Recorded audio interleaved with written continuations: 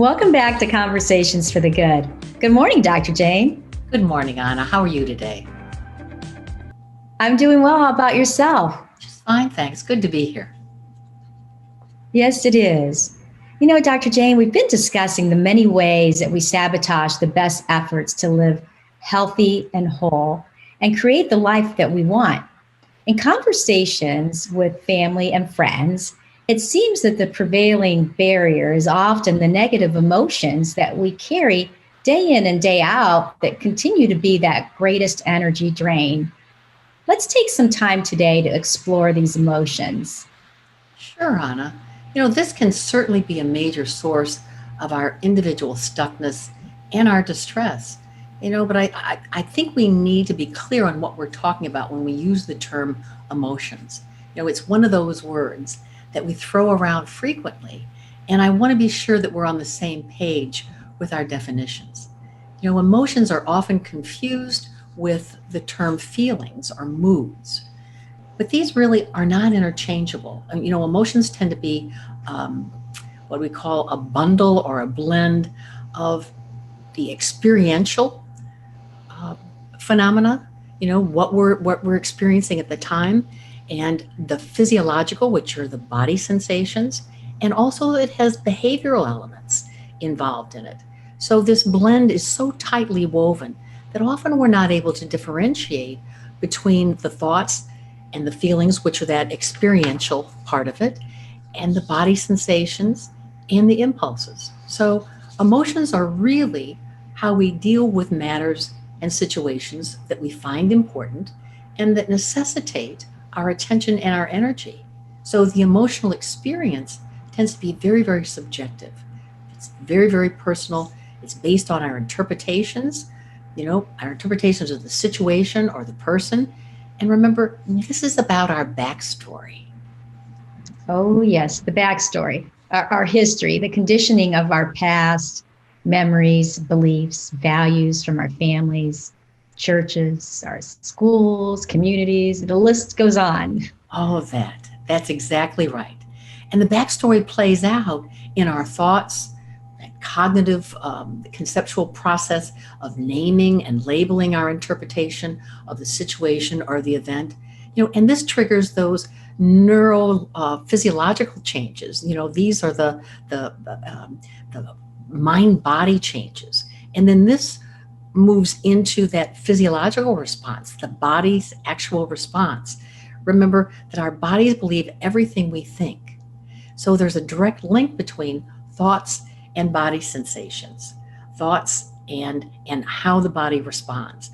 And this plays out in our experience, the experiential part, which is what we call feelings. This is our reactivity.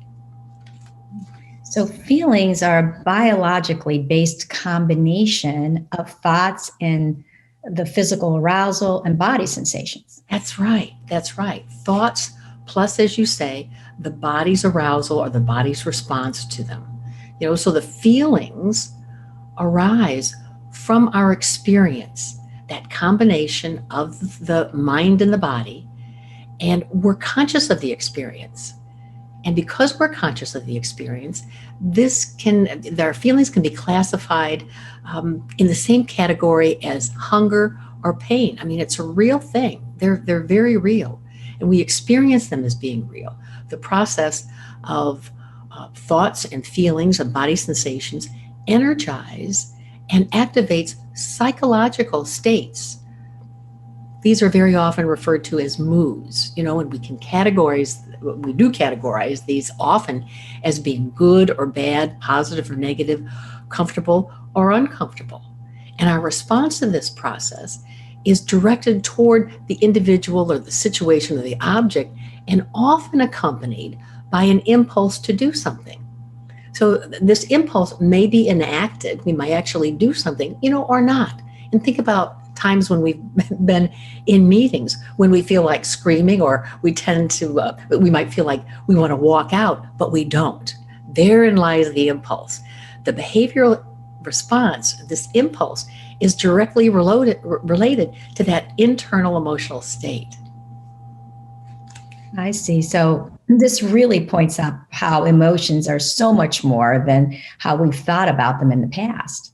Yes, yes. And the research continues to study the manifestation of emotions and how our expression of them affects our overall health. It was back in 1990 or 1972 that a psychologist by the name of Paul Ekman put together a list of what was considered at the time six universal multicultural emotions. And they were things like fear and disgust, anger, surprise, happiness, and sadness. And then in 1999, the list was actually enlarged, and it was things like embarrassment, excitement, contempt, shame, pride, satisfaction, and even in amusement were included. So I also want to say that we don't always experience pure forms of emotion. Very often it's a mixed bag. Mixed emotions regarding, different events, situations in our lives is more common than not. And think about like entering into a new job. There's that excitement, but there's also a nervousness about how am I going to do, and maybe a little apprehension. So very often it's a blend. And research continues to gather information, in the study of various kinds of emotions, far too numerous for us to really go over here. So the key is that the emotion is that combination of thoughts and the body sensations, the feelings and the impulses or behaviors that may or may not play out in action. Correct? Yes, yes. And interestingly, the body sensations that we're talking about may be more apparent than the thoughts behind them. Often that's what we notice first. That tension in my throat when I'm feeling the sadness arise, or I'm feeling like I'm going to begin to cry, or that lurch in my stomach, when anxiety arises, or the palpitations of my heart, when I'm feeling frightened. These are those physiological reactions to the emotions caused by that autonomic nervous system, that wiring within us, that older neurological, neurophysiological system. So that's the primitive, the survival part of the brain that you've talked about that triggers that fight flight response. Right, right. And this is often the reason that we were kind of pulled to label emotions good or bad, because they very often register comfort or discomfort. So are you suggesting that emotions aren't necessarily good or bad? Well, that's right. Clearly we have preferences, yet the thoughts are kind of like that train of our mind that run 24/7. Feelings are often, they arise spontaneously, and they're really outside of my control. It's how we respond to them that's important, what we do next. I mean, sure, we have preferences. It's quite natural that we want to, avoid or escape discomfort, kind of drown them out or push them away. However, sometimes this only creates more suffering. I have this quote that I love by Eckhart Tolle, where he talks about the fact that whatever you fight strengthens. What you resist persists. Dr. Jane, I love that quote. It's so easy to jump on the bandwagon of the inner judge and critic and feed into the negativity, or to run away by distancing ourselves. That's right. That's right. And the mind works overtime to keep itself comfortable, which is why it's appealing to avoid or hide away from embarrassment, remorse, grief, anger, fear, rather than deal with it. The mind opts for escape. But stuffing these painful experiences really perpetuates the long-term distress and deepens the emotional pain.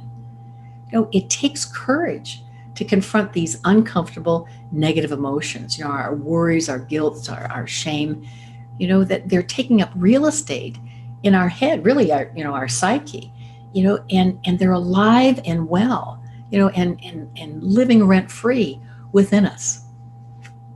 Okay, so now that's a frightening thought to me, Dr. Jane. Let's talk a little more about the courage to change. Well, we spoke about courage at length in one of our episodes, and remember that it comes from the Latin root cur, which means heart.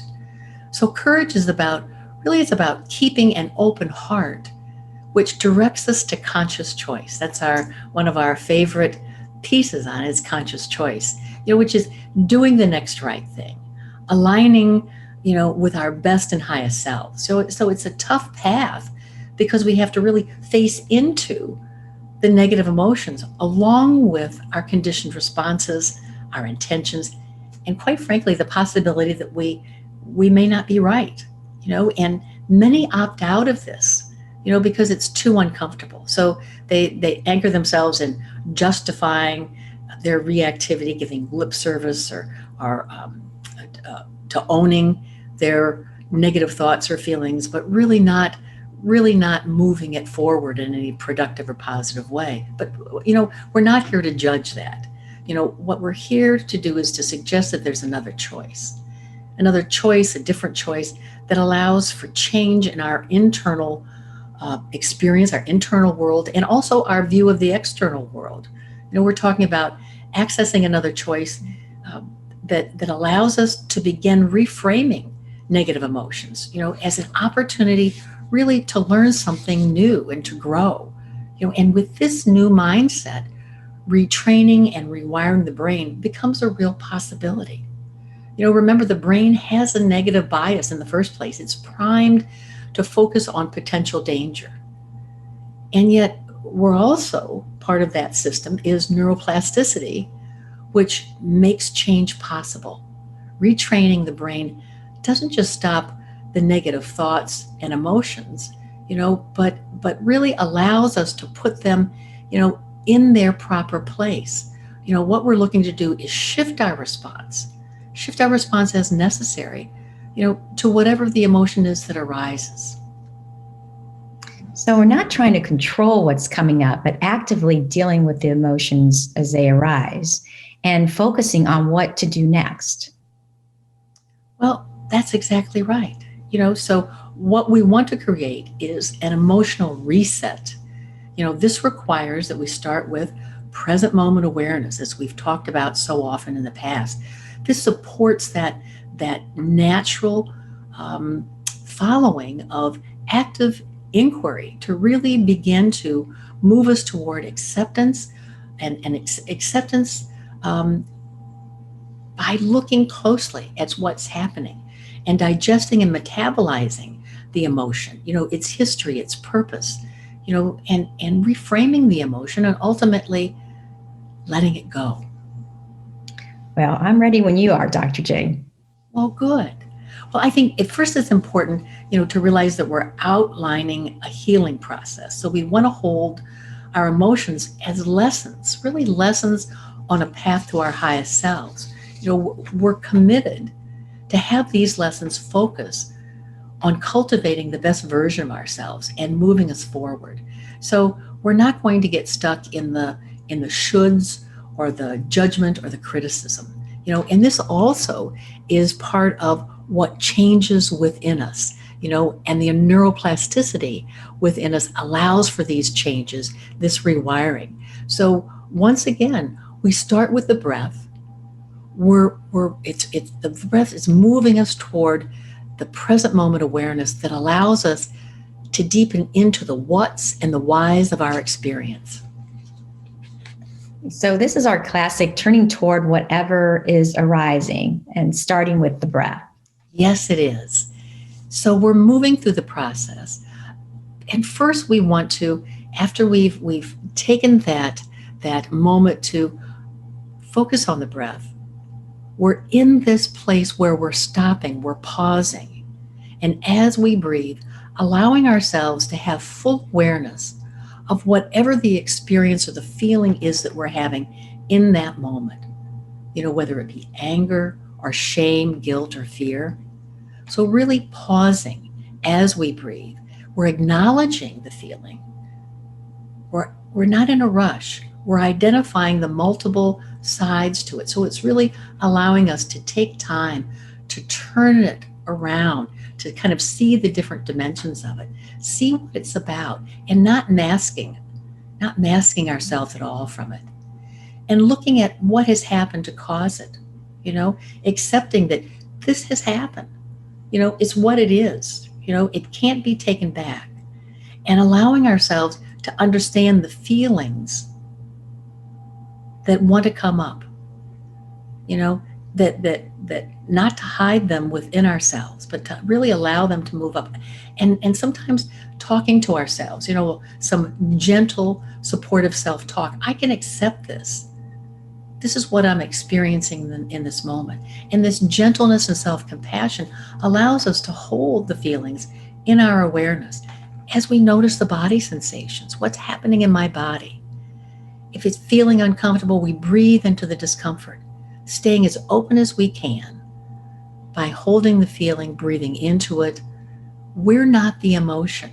The emotion is moving through us, and the key is to allow it to continue to move through it as we examine it gently and compassionately.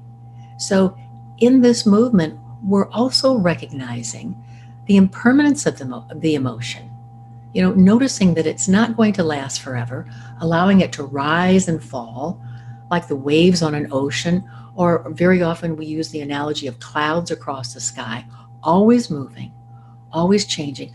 I am the witness to it. I'm the observer self, allowing the thoughts and the feelings, to be wherever they are, and they might pull me back into wanting to justify it or go over the memory that caused it. And just allowing that to happen, but all the while maintaining this neutral position of being the watcher and allowing all the mental events that want to pull at me to also move across the sky of the mind, breathing into and with the movement. And very often there comes a point in time where we want to self-reflect, what actually happened? Were we trapped in a downward spiral? Have we tried to justify this feeling? And did we respond rashly, which may have caused even more bad things to happen, in my reactivity. And this allows us to turn toward that backstory, our beliefs, our values, our judgments on how we should behave, or how I should respond if someone is somehow feels like they're coming up against me or offending me. And again, stay with the breath, stay open in the way that I'm looking at this, and to really begin to ask, is there another way that I could respond? Is there a lighter way, a more loving way? And sometimes just moving into this area dissipates the negativity. But it's clearly important that as I stay in this, it's trusting myself, my highest self, to do the next right thing, to take the right action. And we might have to do this kind of examination, multiple times to be truly ready to get to release the emotions. Well, this is quite a loving process, and it includes so many of the elements that we've talked about in the past. What else do we want to do for ourselves so that we might stay with this important and intense process? Well, the process can be very intense, Anna. So self-care is going to be an imperative as always. And this includes our usual self-care routine. And it might be we want to consider a few additional suggestions, like creating space between, ourselves and that person or situations that's the source of our distress while we go through this healing process, if that's possible. It's also important that we're doing our own work, that we're learning how to take responsibility for ourselves and how we react, that we're learning how to rewire and reframe, what's happening, and looking at our backstory and seeing which parts are tripping us up. This requires us to focus on ourselves, focus on the breath, do mindful practices, always being willing to inquire into my part of the issue. Am I part of the problem or am I part of the solution? And really being honest with ourselves about that. The self-care also requires us to be gentle and loving, release judgment and comparisons, The self-compassion is an absolute must. And allowing the negative emotions to flow, to let them keep moving through us, not to shut down that process by avoiding. And also to accept the fact that others may not apologize. You know, they might not even meet us halfway. So it's surrounding ourselves as best we can with positive, nourishing people, but not people who are going to help us justify inappropriate behavior. There's a real difference in that. There is. And sometimes we have to seek professional help, but it's giving ourselves permission to move through this healing process and to let go of some things, and maybe even the possibility of forgiving at some point in time. Yes, there's so much to consider here, Dr. Jane. This is truly a process for learning and accepting and growing into the best version of ourselves.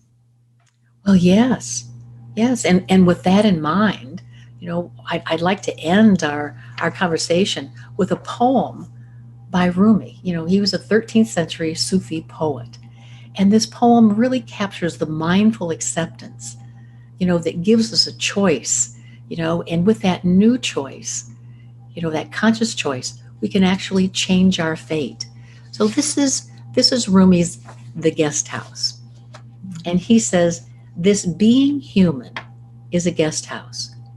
Every morning a new arrival, a joy, a depression, a meanness, some momentary awareness becomes an unexpected visitor. Welcome and entertain them all, even if they are the crowd of sorrows who violently sweep your house empty of its furniture. Still, treat each guest honorably. He may be clearing you out for some new delight. The dark thought, the shame, the malice, meet them at the door laughing. Invite them in. Be grateful for whatever comes, because each has been sent as a guide from beyond." Oh my goodness. Yes, that does a lovely job of summing it up. Thank you, Dr. Jane. Thank you, Anna. Until our next conversation.